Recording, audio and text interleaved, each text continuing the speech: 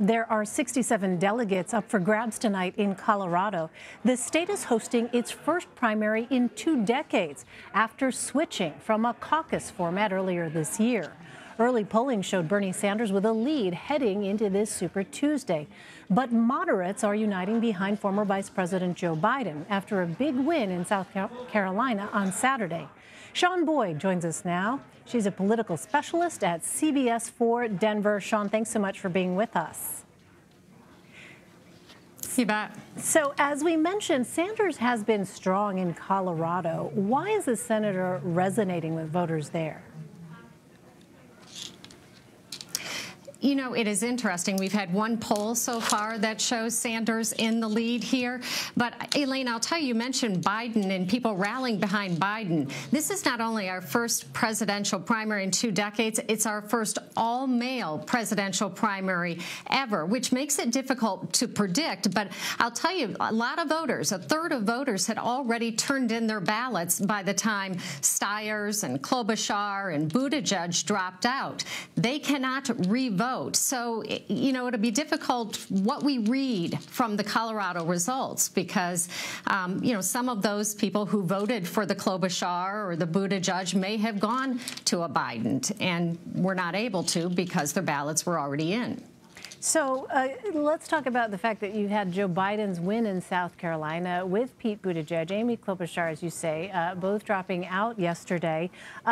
At this point, are you hearing anything anecdotally from reporters there in Denver about folks, as we've been hearing from some of our reporters, are sort of delaying their own votes because they kind of want to have a feel for, you know, how things are playing out before they ultimately make their decision? Right.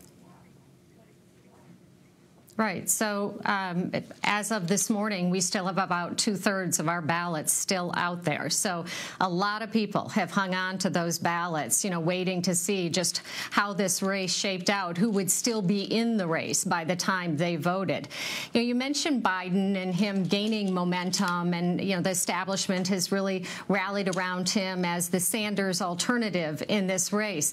Biden is the only major candidate still in the race that has not held a single public event here. He has not ran an ad here. He does not have campaign apparatus here. So he is behind some of these other candidates just in terms of his organization in this state.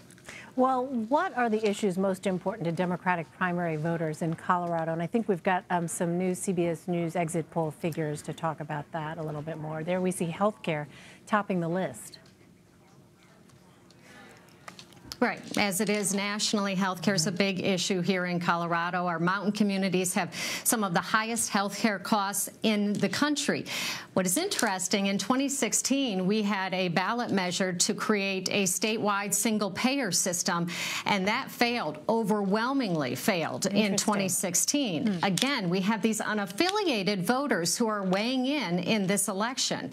And so it will be interesting to see where they break. Do they break for a Sanders, you know, who is for a Medicare for all? And I think that will be telling. It will show that Sanders has certainly more support than the fringe left in a swing state like Colorado. Right, and Colorado is now... And Elaine, I want to talk too.